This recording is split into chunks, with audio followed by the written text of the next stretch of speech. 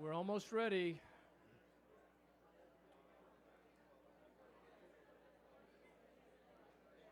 We have one more very important person.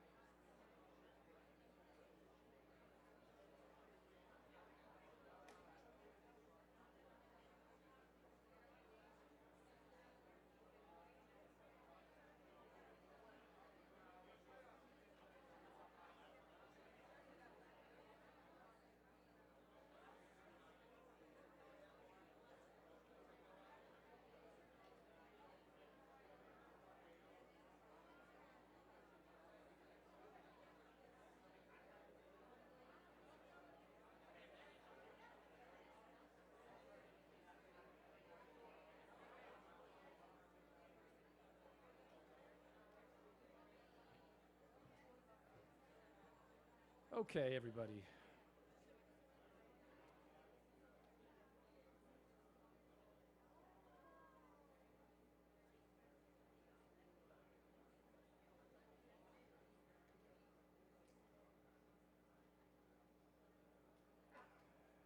In case you didn't know, my name is Charles Burkett, and I am the current mayor of Surfside.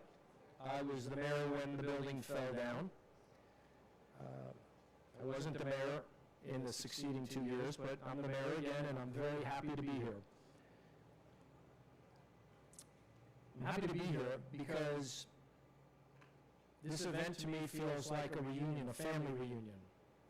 I see faces of people that I've come to know and love and respect. We've worked together for a goal. We started out on the day of the collapse, I did, with two goals, and that was to bring as many people out of the rubble as we could and support the families. And one of those two goals still remains, and that's been our intention all along. We're here to support the families. And that's what this is. This is a loving, respectful time for us to come together to remember and celebrate the lives of those 98 people who we cared about, who we lived with, and who we now miss. So today you're going to hear from several speakers, and we're going to go down memory lane together, and I think that that's going to be helpful. Before I start, I want to introduce a few people that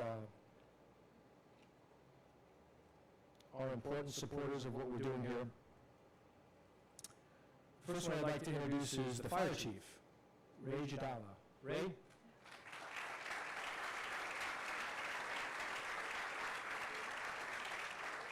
Now, if you were around during the collapse, and I think all of you probably were, Ray was a fixture. It was a trial by fire, and there was nobody that performed better professionally and sympathetically than Ray. Ray was guiding the rescue, but Ray was also with the families. Ray was there with the families every single day, working hard, trying to give them the information that he had, because it was very limited, but did an amazing job.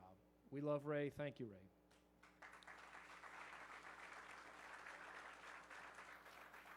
With us today, we also have, of course, Mayor Danielle Levine Cava, who doesn't need much of an introduction, but I know her personally.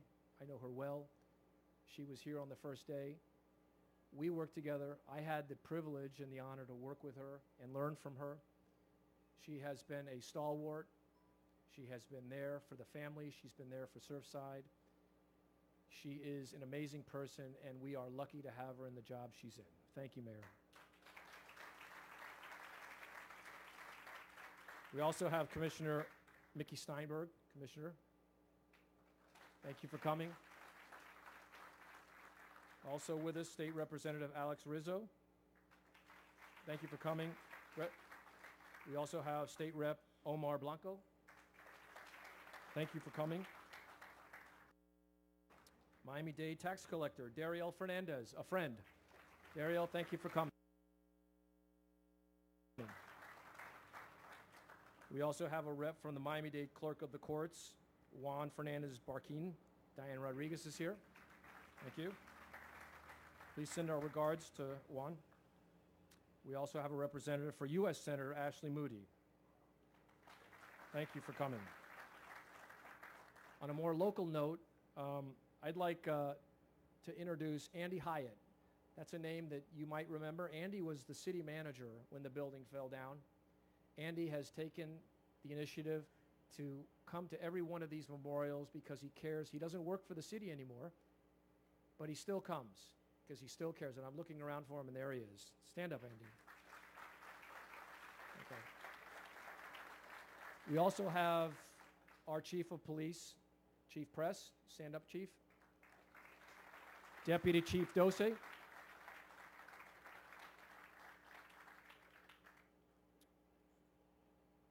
I forget anybody? Well, obviously, we have, over here, we have the Vice Mayor of Surfside, Tina Paul. Rabbi Lipsker, Father Sosa, Commissioner Cotto, and Commissioner Vildestegi. Okay. Now, did I forget anybody? I hope not. Okay. Let me just begin, before we start the program, by saying what I think. And what I think is that I feel honored and privileged to be here with you today. And I also feel honored and privileged to be here to make the memorial a reality. This is something that we've all worked very hard for. We've had some resistance, but we've overcome that resistance. We've had some incredible support from the mayor's office and the mayor. And at the end of the day, we designed this memorial so it didn't have a trash dump on it. That disappeared. And that was a huge problem. That was a problem that the last Surfside Commission had given us. It's a problem that we fixed, and I'm proud to say that I think that we're going to have shovels in the ground very soon. So we'll have a memorial. I'm disappointed we don't have a little bit of property on the property, but never say never. There's still a chance that something good may come of that. In any event, I welcome you all here. Thank you for coming. We're going to have the invocation right now by Father Sosa of St. Joseph's Parish. Father Sosa.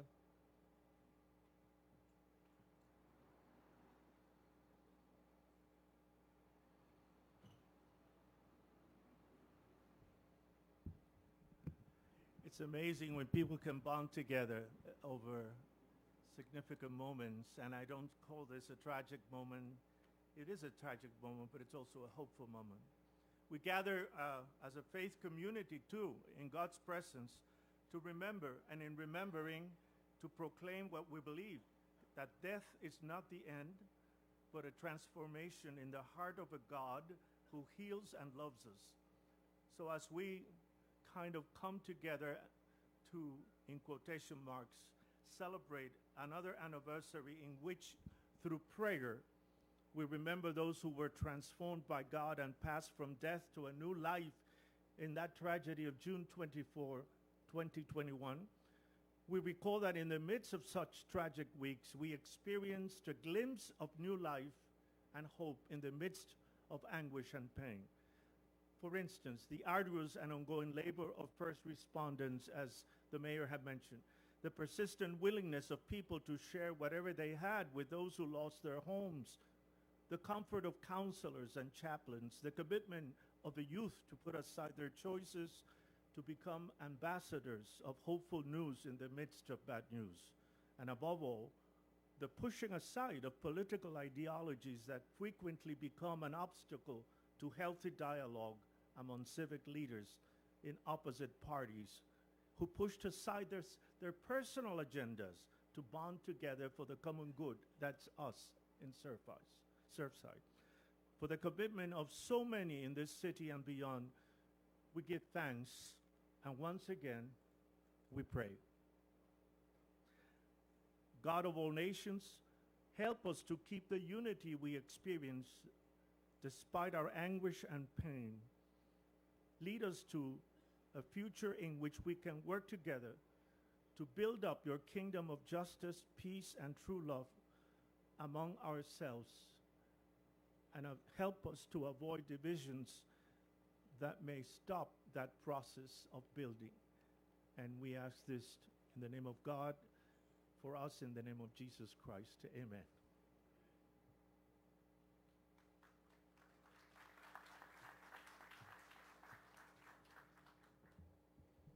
You know, one of the things that comes to mind is a book by Charles Dickens, A Tale of Two Cities. This event sort of encapsulates the first line of that book. It was the best of times, it was the worst of times. And that it was. We had amazing spirit come out to try to save people. We had people working together. We had terrible, terrible sorrow, and it was an event none of us will ever forget. And one of the key players in that event, obviously, was the mayor of Dade County, Daniela Levine Cava, and I'd like to introduce her right now.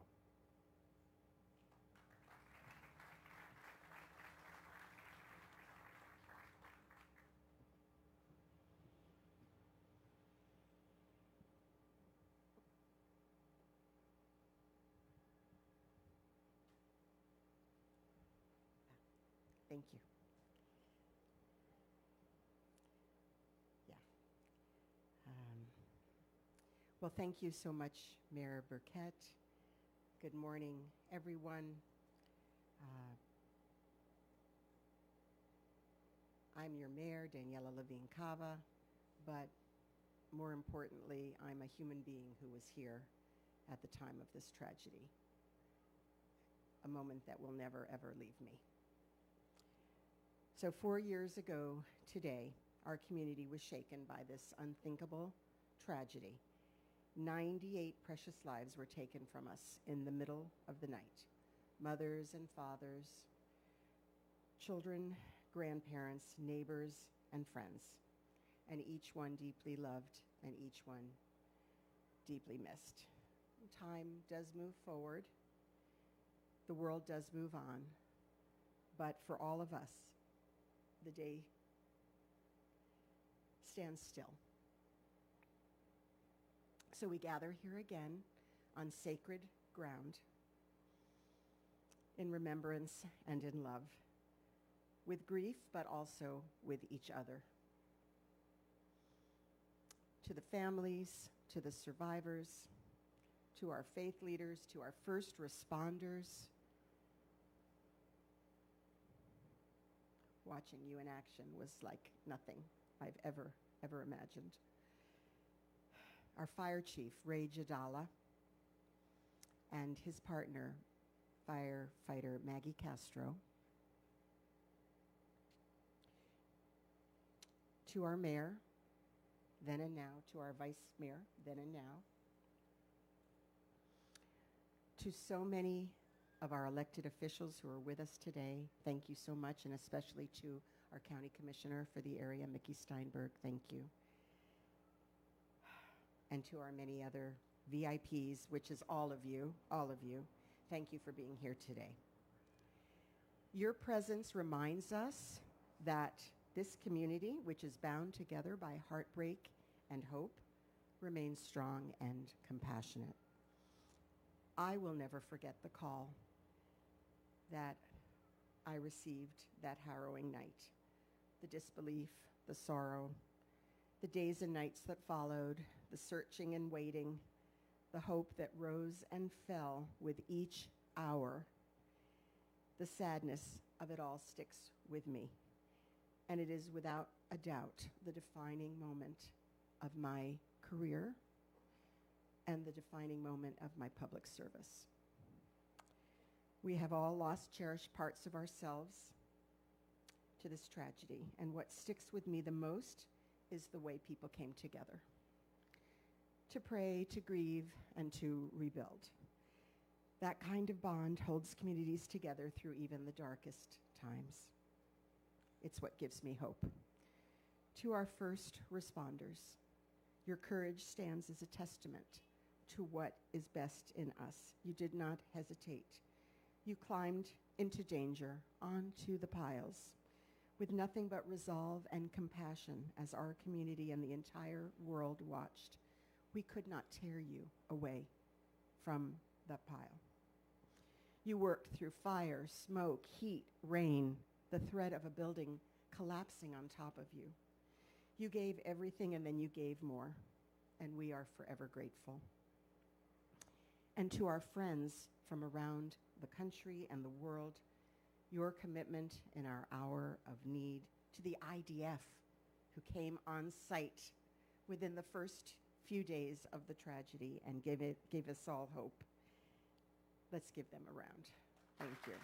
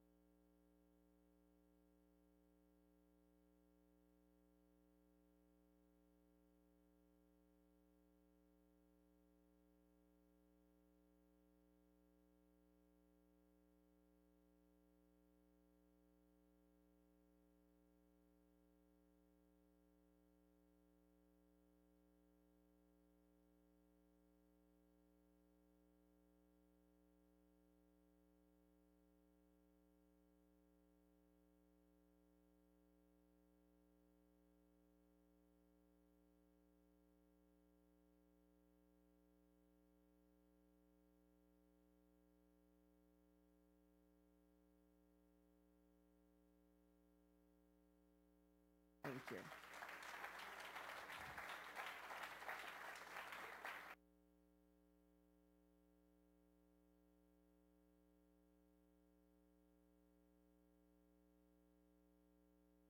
Thank you.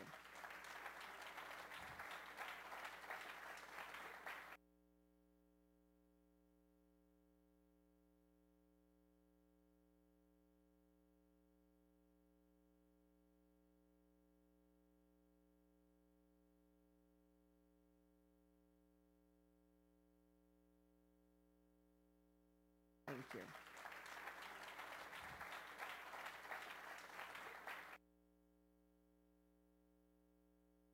And compassion as our community and the entire world watched. We could not tear you away from the pile. You worked through fire, smoke, heat, rain, the threat of a building collapsing on top of you. You gave everything and then you gave more, and we are forever grateful. And to our friends from around the country and the world, your commitment in our hour of need, to the IDF who came on site within the first few days of the tragedy and gave us all hope. Let's give them a round. Thank you.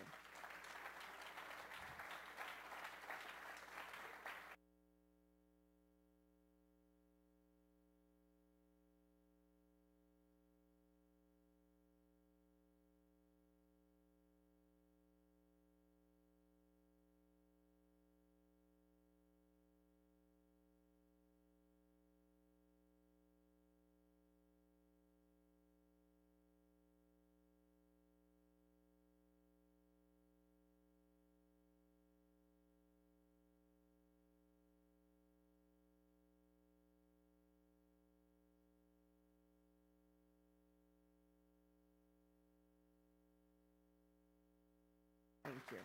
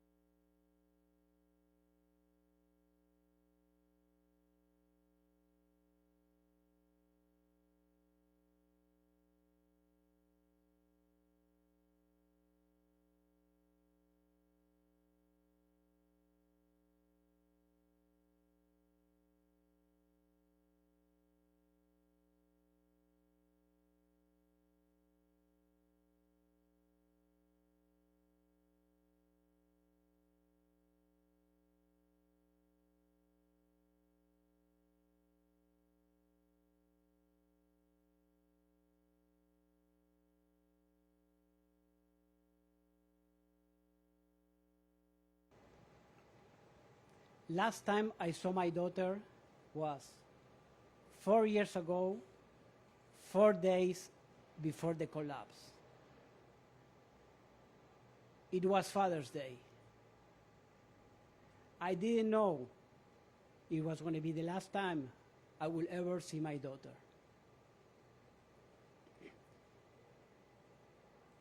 4 days later, after Father's Day, Nicole and her husband, Louis, were killed in the collapse. I never saw them again. That night, 98 innocent people died in the middle of the night. Today is not just another day. It's another day of pain. The only difference is that today it marks an anniversary. For us, for the families, the survivors, and the friends, every day is June 24th. Every day we carry the weight of what happened that tragic night. 98 people were taken far too soon. There was no warning. There was no reason. And now, 4 years later, 4 long years have passed, and we still don't know why the building collapsed and who is going to be accountable for the deaths of 98 people. 4 years, it's a long time. We need closure. We need clarity. We need accountability. We deserve to know how this happened and why it was allowed to happen. NIST, the federal agency in charge, has spent over $30 million. 4 years.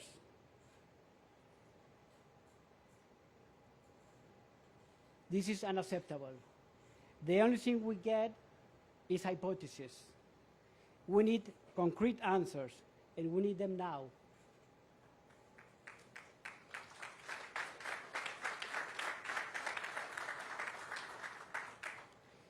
We need the truth. And I said it before, 4 years, it's a long time. If NIST is not able to bring us those answers, then it's time for them to step aside and let a qualified, forensic, independent engineer take over the investigation without political ties, without secrets, without excuses. I will respectfully ask the court system if it's possible to reopen the case, to finish the job, to extend the statute of limitations, because justice has not been served yet. Not yet. And while we're still grieving and waiting for answers, a new building is rising behind me, as like nothing happened. We still don't know why the Champlain Towers collapsed, and yet another building is rising, it's popping up. This site should still be a crime scene, It should not be a business opportunity. It doesn't matter how luxury this building may be. It's going to be always on top of a graveyard tainted with blood. So today, I ask all of you, the government, the media, the investigators, and the public, to keep pushing for answers, to keep demanding justice. Because 98 loved ones, the first to know why they died. And regarding the memorial, I kindly ask the developer and FPL, do not interfere with the memorial design because of an FPL vault. The memorial is not and must never become an access point to that vault. We're asking one thing, honor and respect.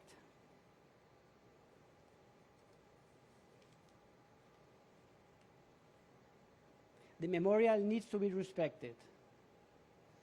And now, I will ask everybody 12 seconds of silence. This is the time it took the building to fall down. 12 seconds. It killed 98 people.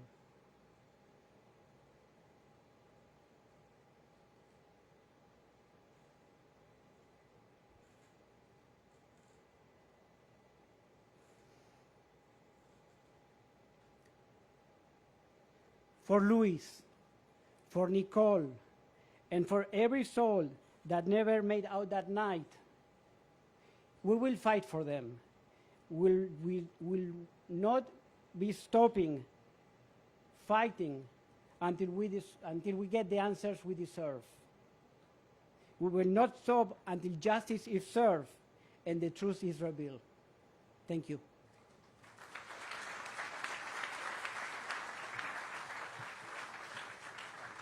Thank you, Pablo. Next speaker is Mara Shuela.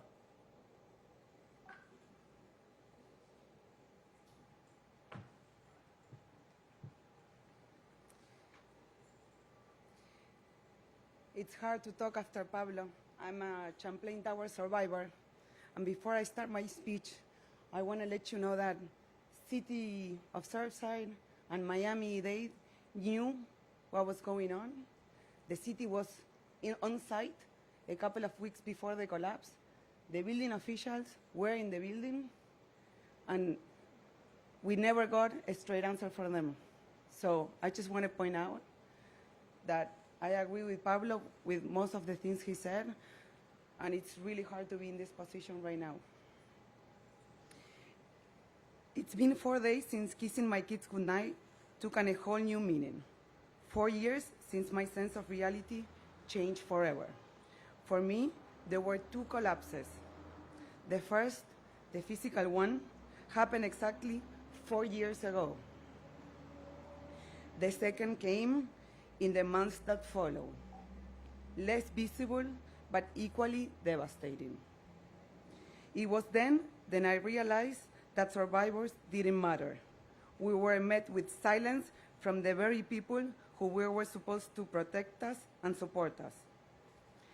A judge made a ruling that favored headlines over humanity, never once asking to meet with us or hear our stories. In the end, we were paid pennies on the dollar and left to bear the weight of a tragedy we didn't cause. We were left not just grieving, but struggling, as if surviving was a shame to carry.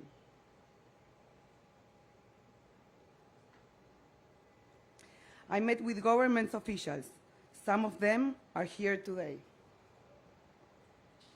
who hand us phone numbers like promises, told us help was coming, but those doors were never opened. Calls were left unanswered. We were pros for photos, pawns for political gain. They showed up for the spotlight, but disappeared in the darkness. Then came the attorneys. They made millions from our suffering while calling their work pro bono. But you can't be both. The moment the checks were clear, they disappeared. Calls were unanswered. And the city of Surfside, millions spent or wasted on investigations that led nowhere, plus Denise, $30 million. Not once did they offer real help, real housing, or real answers. But through it all, there were glimmers of compassion. I want to thank Surfside residents and neighboring communities who truly saw our pain, the Shul of Bar Harbor and the churches around too, who offer support not for the cameras, but from the heart, and I mean it. Every night, when I kiss my children goodnight, I remember the families who no longer have the chance. I see the names here too, breaks my heart.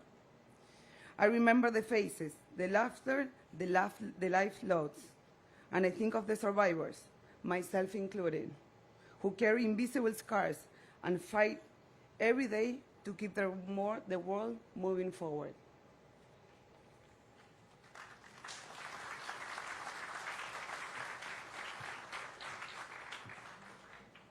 Thank you. Next speaker is Kevin Spiegel. Kevin?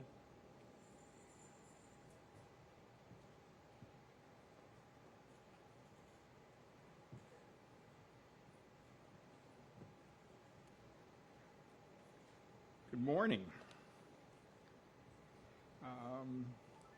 Mr. Mayor, Mrs. Mayor, I want to point out Ray Jadala, Chief, Miami-Dade Fire, and Brandon Webb, Chief Brandon, of the USAR team. These are real heroes.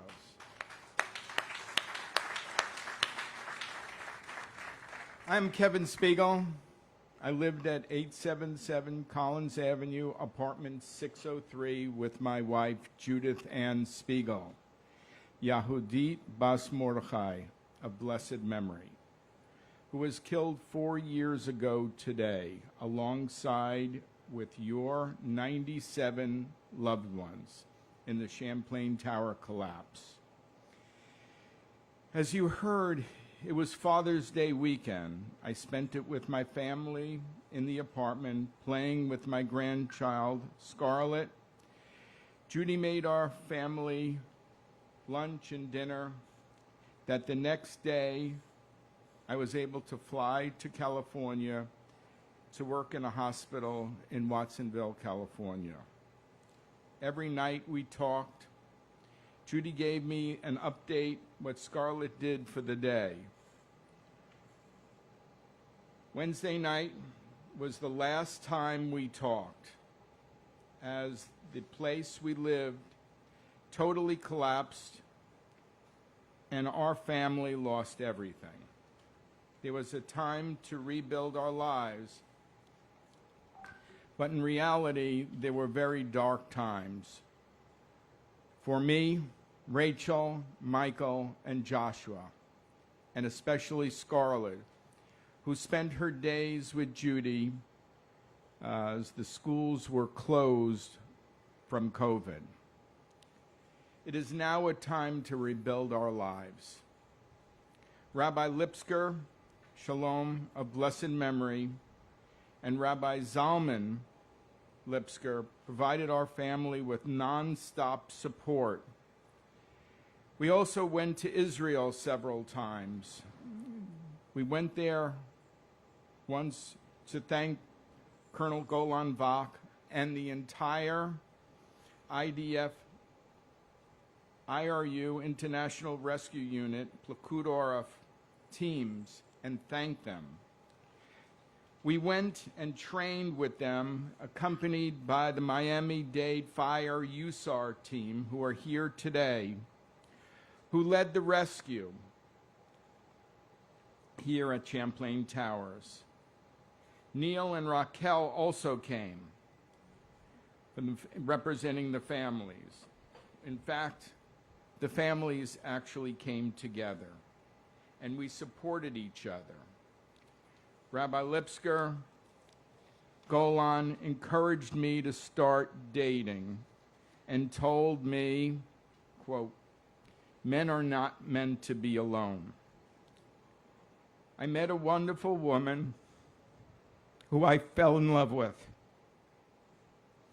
with support and emotion of good for each other. There are miracles in this world, and one of them is Chava. This past Sunday, we were married.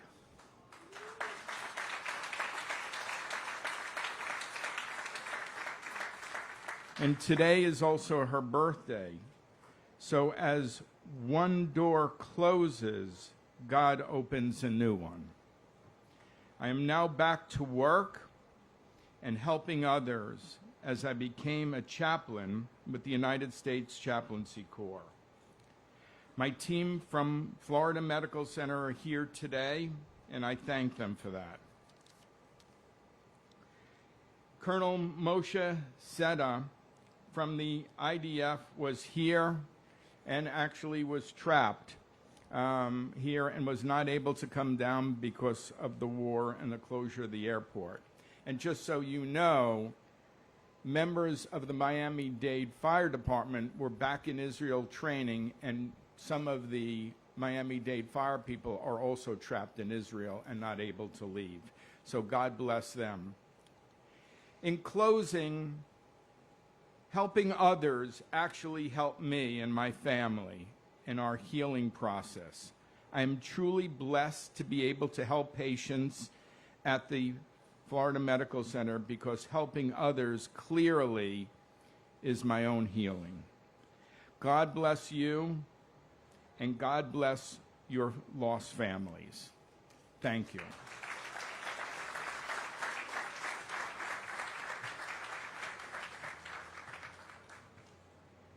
Kevin, thank you for reminding me. Brandon, good to see you. Thank you for coming. Brandon was amazing during the collapse. I also like to note, Kevin, that you mentioned Rabbi Lipsker, who I didn't mention at the open, and I want to. Rabbi Lipsker recently left us and left us with a gigantic hole. This was a giant of a man. He was a personal friend and a mentor. I just want to say I'm sure he's looking down and smiling on us now. And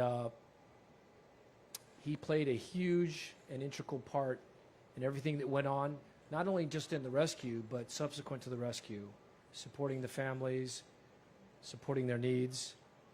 Rabbi Lipsker was an amazing, unbelievable, integral, and indispensable part of our community, and he will be greatly missed. The next speaker we have is Devin Gonzalez. Devin.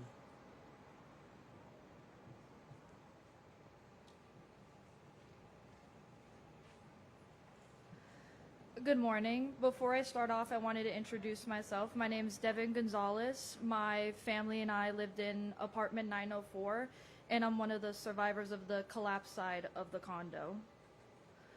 4 years ago today, I woke up on piles of rubble in complete darkness. I couldn't feel my legs and I couldn't move.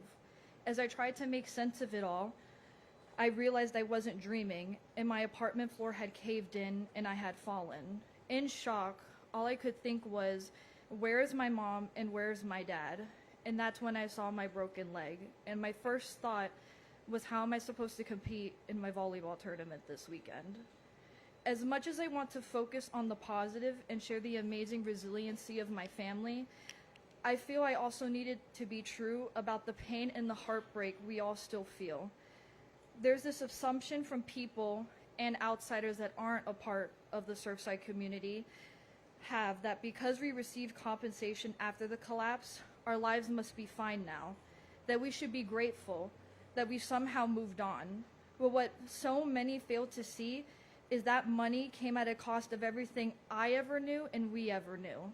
It's what I can only describe as blood money, a constant reminder of the 98 lives lost, 98 individuals with their own families, dreams, and futures. My dad, Edgar Gonzalez, was one of them. I no longer have my dad, his pep talks, his love, his sarcasm. I didn't get to have him at events big or small. He wasn't there for dances, high school activities, prom, and my graduation. He didn't get to move me into college this fall, and he won't be at my wedding or meet my future children. I lost the safety of hearing him say, "Everything will be okay." The family we once had was ripped away, and though I survived, I lost so much. People say I'm lucky or blessed, but what is luck when your entire sense of safety is gone? How do I feel blessed when my father is gone, my home is gone, my neighbors, the people who watched me grow up in our building are gone? I almost lost my mom too. I've witnessed my mom recover from her own traumatic injuries while also mourning the loss of her person and love of her life. I watched my abuela and my abuelo mourn their son. My sister and I carry a burden that our father never wanted us to bear because we've watched our family break in ways that it will never be the same. And despite what the outside world may think, because they see a post on social media of us smiling or me laughing with my friends, money has not made everything okay. People don't see what happens when we're alone, when the weight crashes down and the silence settles in. This pain in our hearts will never go away. To this day, my mom and I still struggle to talk about what happened that night. Lying in the rubble, waiting to be rescued, is something that haunts us in ways words can't fully express. I carry physical scars that remind me of that night, but it's the invisible scars that cut the deepest. There's a Devin before the collapse, and there's a version of Devin after. Because I didn't just get injured. I didn't just lose my father. I didn't just lose my home. I lost a part of me, my innocence, my ability to be young and carefree. No 16-year-old should have a near-death experience, lose almost everything she ever loved, while also working through PTSD and survivor's guilt. Survivor's guilt that makes me question every comfort and whether I deserve to be here. None of us who've lost a loved one are okay, and we will always have a void. I stand here today because I am my father's daughter. I am resilient, and I hold tight to what my father taught me, that giving up is not an option. So I will boldly say it has been 4 years, and we still don't have answers. We're still in the dark, waiting for someone to help. We deserve to be heard, and our loved ones deserve to be remembered. I carry my dad's legacy with me every day, but not just his. I carry the legacy and souls of all 98 who were taken too soon, and we all deserve better. Thank you to all fire rescue and everyone who was there at night that rescued not only my mom, me, and Jonah, but everybody else who was on the other side of the building. They are survivors too. And thank you to my family for supporting me and helping me get through this, and to my mom for being my foundation, and to my sister for always having my back. Thank you.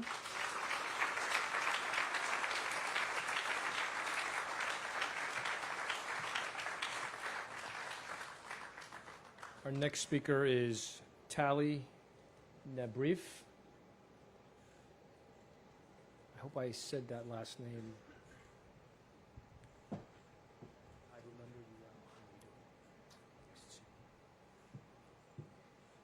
Good morning, and thank you all for being here 4 years later today. I've gone back and forth for days on what I'd like to share, and frankly, nothing feels good enough. What do you share when enough time has passed that you don't have any pre-Surfside memories with your brother to share that haven't been shared already? And yet, so little time has passed that it still feels so fresh. I decided to share a poem that I read 4 years ago, and it really stuck with me, and I hope it will stick with you too. It's called An Ugly Pair of Shoes. I'm wearing a pair of shoes, and they're ugly shoes, uncomfortable shoes, and I hate my shoes. Each day I wear them, and each day I wish I had another pair. Some days my shoes hurt so bad that I don't think I can take another step, yet I continue to wear them. I get funny looks wearing these shoes. They're looks of sympathy. I can tell in others' eyes that they're glad that they're my shoes and not theirs. They never talk about my shoes. To learn how awful my shoes are might make them uncomfortable. To truly understand these shoes, you must walk in them. But once you put them on, you can never take them off. I now realize that I'm not the only one who wears these shoes. There are many pairs around the world. Some women are like me and ache daily as they try to walk in them. Some have learned how to walk in them so that they don't hurt quite as much. Some have worn the shoes for so long that days will go by before they even think of how much they hurt. But no one deserves to wear these shoes. But because of these shoes, we are stronger. These shoes have given me the strength to face anything. They have made me who I am.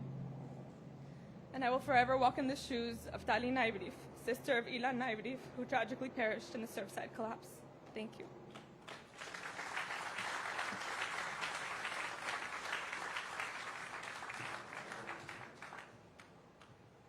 Thank you, Tali. Raquel Oliveira.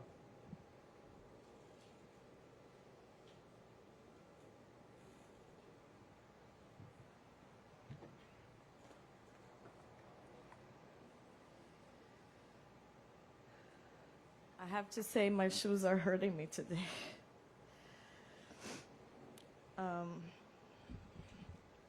Okay, so my name is Raquel Oliveira.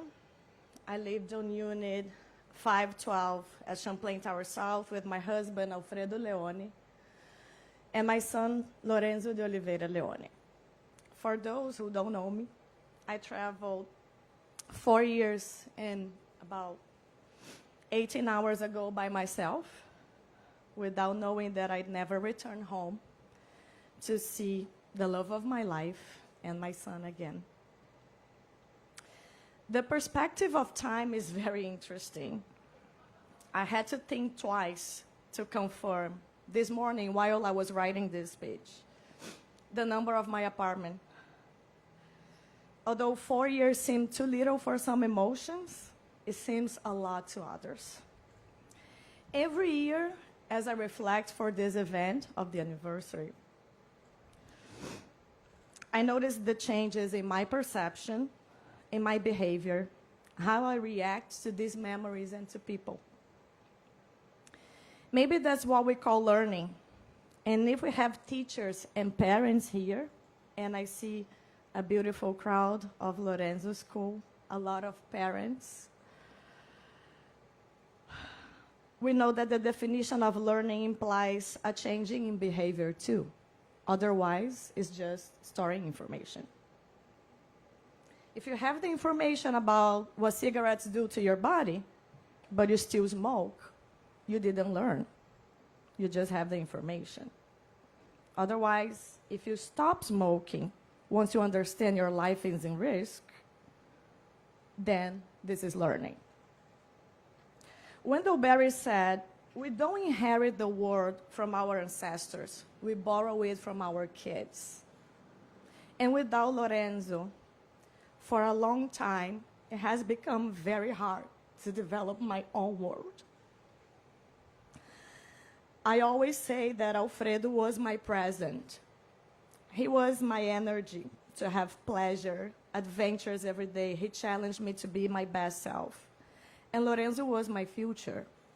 Everything I was, my important values,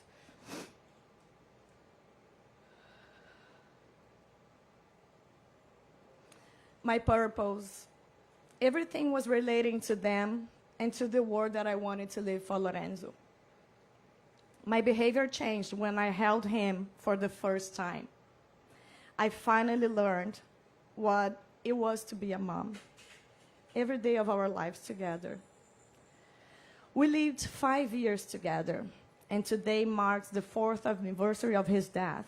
So I cannot stop thinking that from next year on, I will have lived more time with his death than with his beautiful life smile, with his curls that smelled coconut shampoo, him singing Michael Jackson on the way to school. And as I wake up and I meditate every day, I bring those memories to my heart, and it feels like yesterday that I was dating Alfredo, planning our pregnancy, seeing him becoming a loving and fun father, And of course, depending on the day, these memories bring me different emotions: happiness, peace, anger, melancholy. In Portuguese, we have a word that is saudade. Saudade is when you love something good that you've had in the past, but you don't have it anymore. Many poets define saudade as the love that is abundant, but cannot be given to that person or that situation anymore. We only feel saudade when we really love very much, but cannot give it to the person we love because they are not close. I'm still learning every day how to survive and deal with this, how to deal with my saudade. And I took a 1-year sabbatical with the mission of understand how different cultures deal with grief, life, and death. Now I learned that the grief process starts not with the end of someone's life itself, but with someone who knows the story from the moment that life ended on. It starts with someone who knows that story and was transformed by it. And there is a day when it begins. The before, while in our case, we were waiting for news, that was an anticipation of what it could be. It was a rehearsal for grieving. But my real grief started when the police called me after more than 15 days of the collapse, saying that their corpses were finally found and identified by DNA. Grief is rebuilding affection at the moment of the confirmation of death. And it has a structure that is not only passive, not only of accepting, tolerating, admitting it, is a research process. We start reflecting about what was lost, about what makes this relationship unique, what makes those people irreplaceable, about what was essential in that relationship. And when we get to that essential, it's less hard to carry on. It's not easy, but it becomes less hard. Maybe the most complicated griefs are those when we still want to carry on the whole world on our back. We don't want to let go of the belongings of the person we lost. We want to do the same rituals every day, no matter what. We insist in holding on to things no longer exist, maybe with the hope that one day we will repeat the feeling we had with that loved one. But it's impossible, because that moment was unique, and stayed in that past cannot be replicated anymore. Now we have saudade.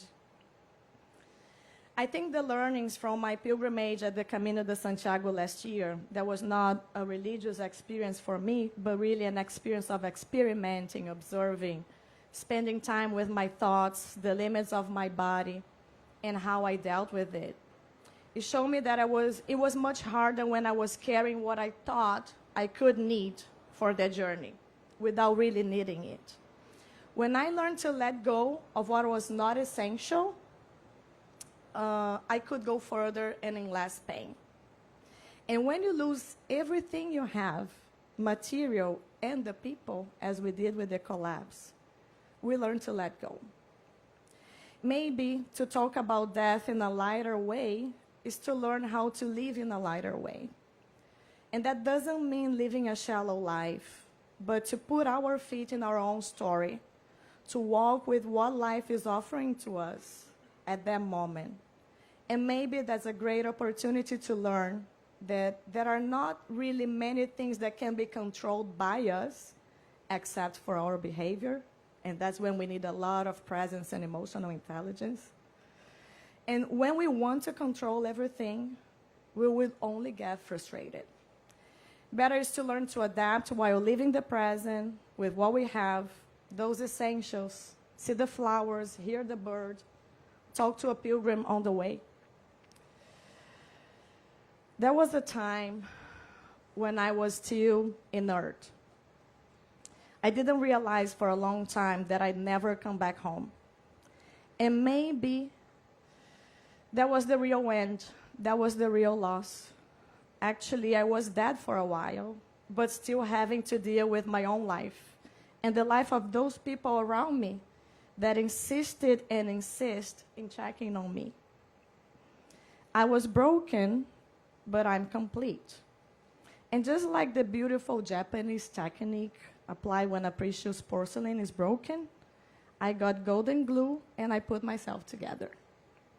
And my golden glue was all the love and support that I got all my life, and not only the last 4 years.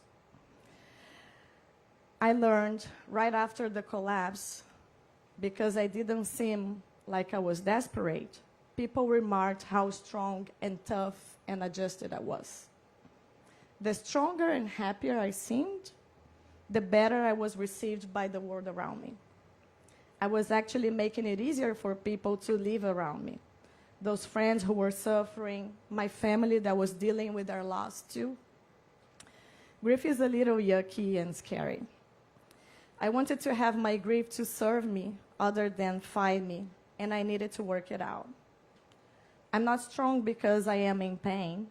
I'm strong because of all the love that I get from people who know me and who don't even know me. We go to the gym to get strong. We read books to get smarter. And we gotta go to our darker places to see the light too. Maybe the worst is to ignore and pretend it doesn't exist. On the Camino, the wound on my feet were there permanently, but that was okay because I could heal there. The blister got dry, the skin peeled out, a new layer came up, and we can still live a meaningful life with this scar that we got from this tragedy. I've always felt I had to adapt to it. And actually, adapting has always been one of my greatest skills at work and in life, if you ask me. But I realize in this case, I don't need to adapt. Actually, I want to expand. And that's what I invite we all to do. I cannot imagine the pain of my fellow survivors who were there at the building that night and have the memories of that terror.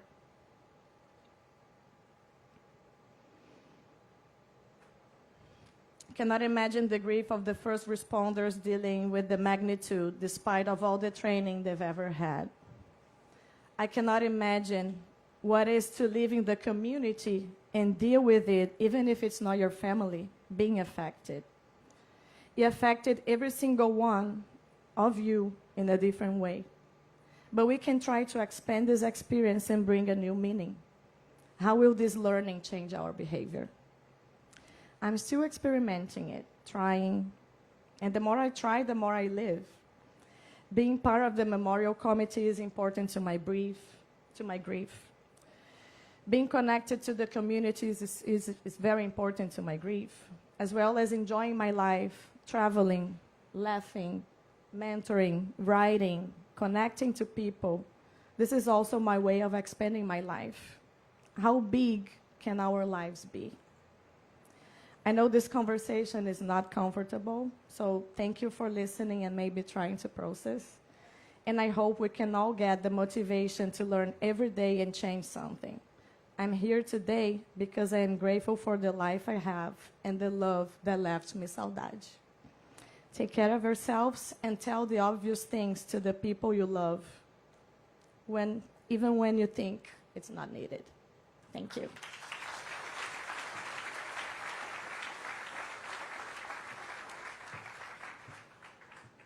Our last speaker is Patty Vasquez Bello.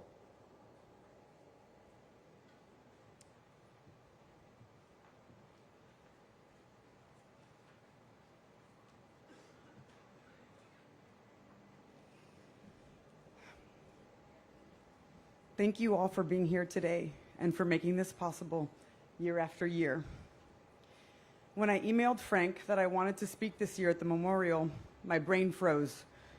I had no idea how I was going to stand up here and talk about the most incredible human, my mom, Margarita Maggie Vasquez Bello, out loud in front of people. And the truth is, I could write a whole novel about the kind of woman she was. Kind, resilient, fun, honest, adventurous, inclusive, and adaptable. Someone who had this deep, real passion for enjoying every single moment that God gave her. But today, I don't want to tell the story of her past. She would never want me to. I want to tell her that she's still creating, even now. Mom, your 4 kids and our spouses, who you lovingly called your children, are closer than ever. Losing both of our parents way earlier than we ever imagined bonded us in ways that were hard to explain. But you always said it. Family is everything. And we've really taken that to heart. We still do a big family vacation every summer, shaving cream fights and all, because that was your tradition. That was your fun. The beach, cooking together, loud dinner, lots of wine, and so much laughter. And yes, we are still 19 people in one house because separate places just won't work for us yet. We'd miss each other too much. We still host Thanksgiving, your favorite. And last year, there were over 80 people at Margie's house. You were everywhere. Your 11 grandkids are so much like you and Dad. They are funny, smart, and kind. 5 are already in college and heading there, and some are heading there soon, serving their communities and going to Mass every Sunday. Because you taught us that faith isn't optional. It's part of who we are. 2 of your granddaughters are star athletes, making varsity freshman year. 2 of your grandsons are the sweetest souls, kind, hilarious, and thriving in all that they do. And my 2 little ones, who didn't get enough time with you, they still take your photo down from their room and have dinner with you at the table. You're still so present in their lives, and they never got to feel you, the full you. That's how powerful your love is. And Mom, the Mom Awesome Foundation is real. It exists because of you. We built a turf field for children at a school in the Dominican Republic since the building collapsed. We have sent aid to disaster zones. We have helped families at Joe DiMaggio stay close to their kids through treatment. And we've given Christmas gifts to kids right here in Miami who otherwise might not have any. That's the kind of mom you were. 4 years ago, I would have said this kind of joy was impossible. I wasn't sure where we'd go from here. But now I see it every single day. I see how you lived. I see how you loved. And I realize that you're the reason that we're stronger. You're the reason we keep going. We all just want to make you proud. We were the luckiest. Actually, we are the luckiest because we had you. You are Mom Awesome. And we'll spend the rest of our lives finding the joy you gave us every single day. We love you.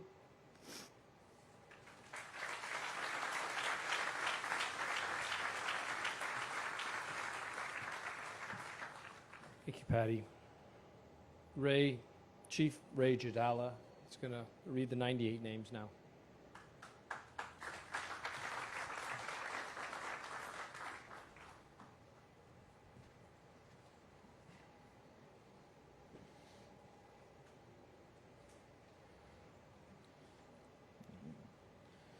All right.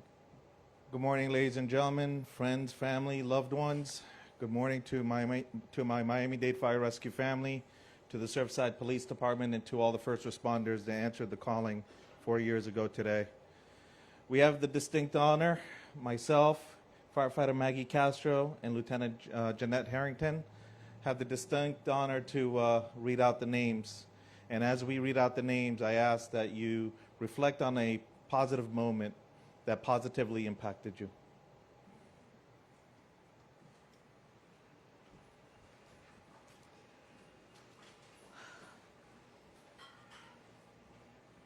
Stacy Dawn Fang. Antonio Lozano. Manuel V. Lafont Jr., Gladys Lozano, Leon Olikowicz, Marcus Joseph Guara, Luis Andres Bermudez, Anna Isabel Ortiz Kleiman, Christina Beatriz Elvira, Frank Kleiman,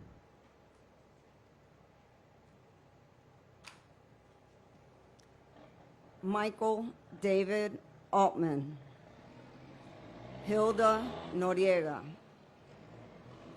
Lucia Carolina Guara, Emma Guara,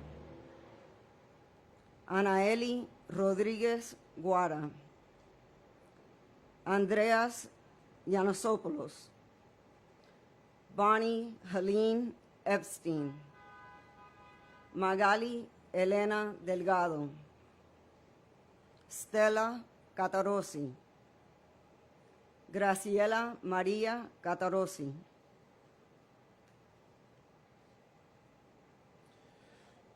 Claudio Bonafoy, Maria S. Ovis Bonafoy, Gonzalo Torre, David Epstein,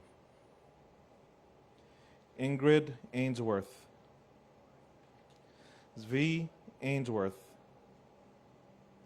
Linda March, Elena Blasser, Andrea Catarossi, Nancy Kress Levin.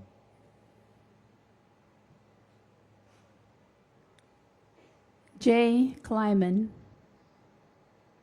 Francis Fernandez,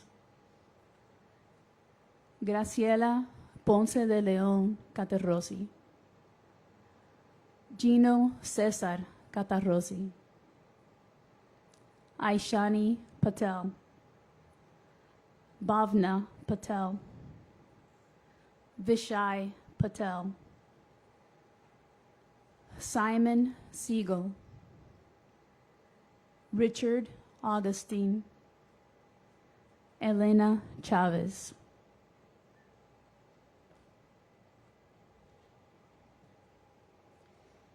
Elaine Leah Sabino, Gary Herman Cohen, Alexia Maria Pentagil Lopez Moreda, Ana Sofia Pentagil Lopez Moreda, Luis Pentagil Lopez Moreda III, Luis Alberto Pentagil,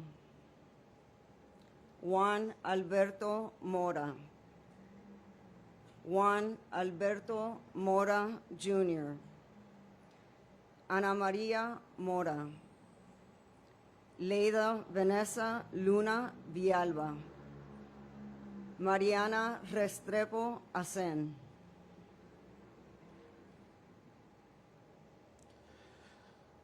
Brad Cohen, Nicole Langesfeld, Ruslan Menashroff, Gloria C. Machado, Maria Teresa Rovirosa, Elon Niebrief, Deborah Berezadovin, Harold Rosenberg, Sofia Lopez Moreira,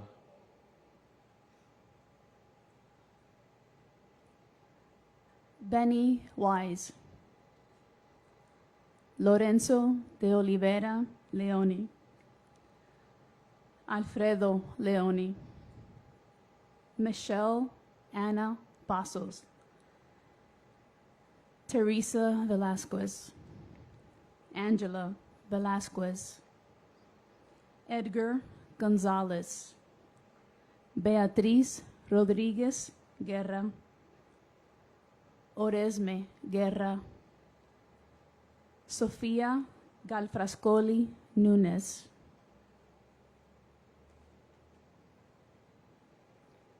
Fabián Núñez, Andrés Galfrascoli, Miguel Ángel Pasos, Richard Rovirosa, María Torre,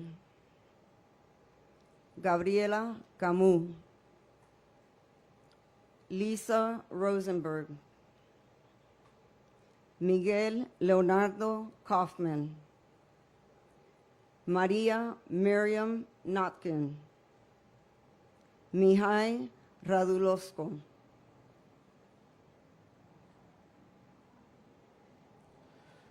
Arnold Notkin, Maria Popa, Judith Spiegel,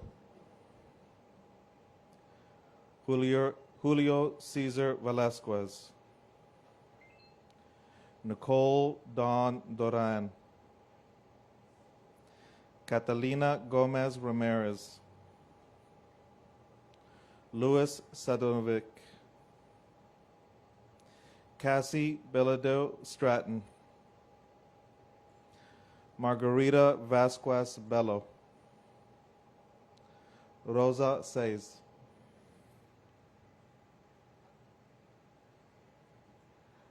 Andrés Levine, Moisés Rodan, Mercedes Fuentes Urguelles, Ramón M. Urguelles.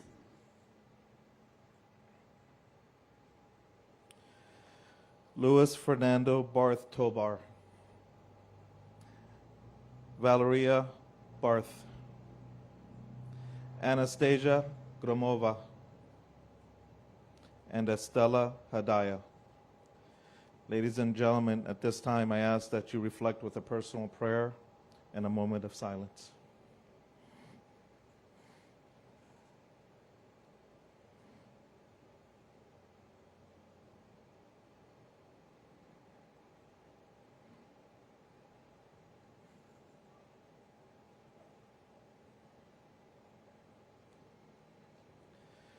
Thank you, ladies and gentlemen, and may God watch over you all.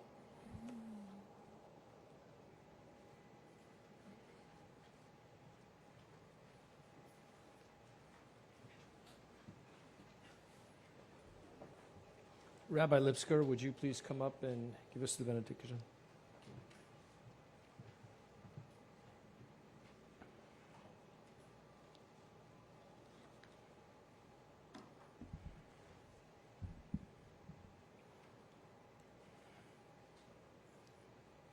4 years ago today, in the early hours of that fateful morning, our world changed forever. We were jolted awake not just by sirens and phones ringing, but by heartbreak we could still cannot truly fathom. We ran, some still in pajamas, to the site that would soon become hallowed ground, the Holy Mount. What we saw when we arrived at the Champlain Towers was something no human being should ever have to witness.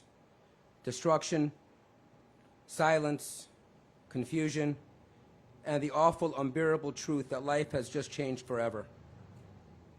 And for me, this was not just a distant tragedy, it was personal. Among the 98 souls that were lost were the parents of childhood friends.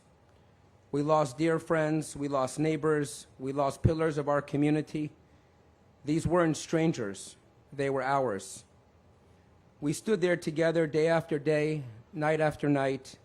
We waited, we wept, we held on to hope. Each moment we prayed for a miracle. Each hour we yearned for good news. And we watched strangers that became family. And though the buildings crumbled, our resolve did not. To our heroic first responders and our local and state elected officials, mayors, governors, senators, and there are no words to thank you enough. To the community and to the volunteers, you were simply there day and night doing whatever was needed and beyond. I'm inspired to live in the 33154 community. You are a paradigm of kindness. We give thanks today to those who showed up when others could not bear to look. to the police, fire, and search and rescue teams from across the United States, to the brave souls from Israel and from Mexico who traveled across the world to stand with us. They became our lifeline, and they gave us all hope. You did not turn away. You worked through fire, through rain, through exhaustion. You dug with your bare hands. You carried our sorrow on your shoulders. You gave us the gift, the sacred privilege of burying our loved ones with dignity.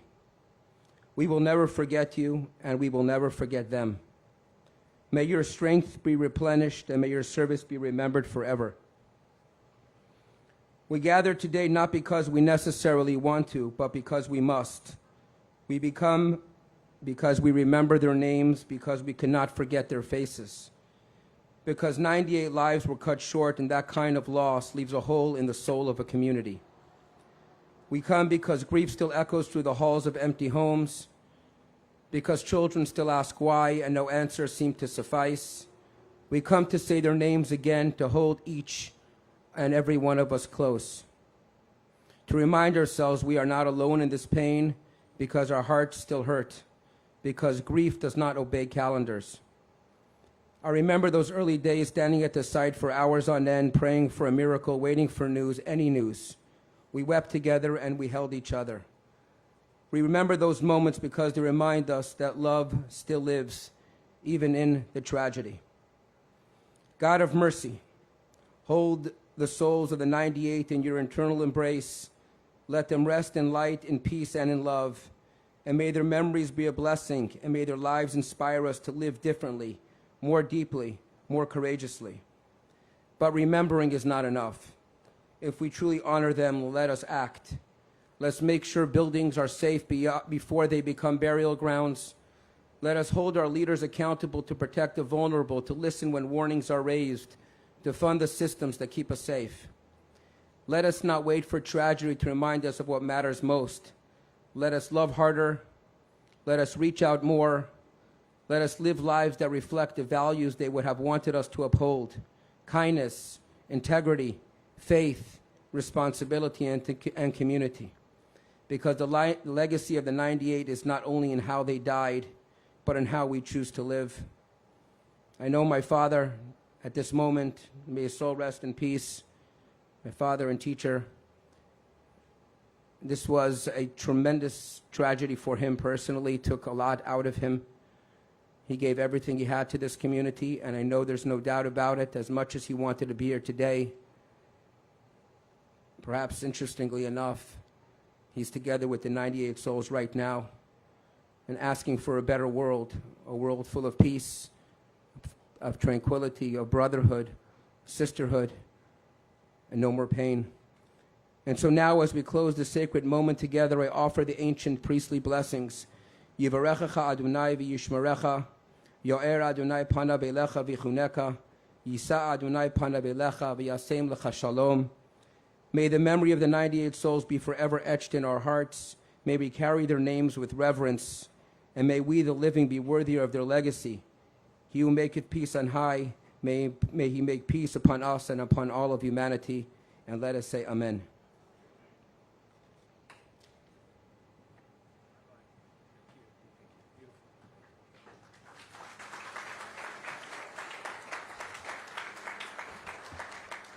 Ladies and gentlemen, thank you very much for coming today and spending the time with us.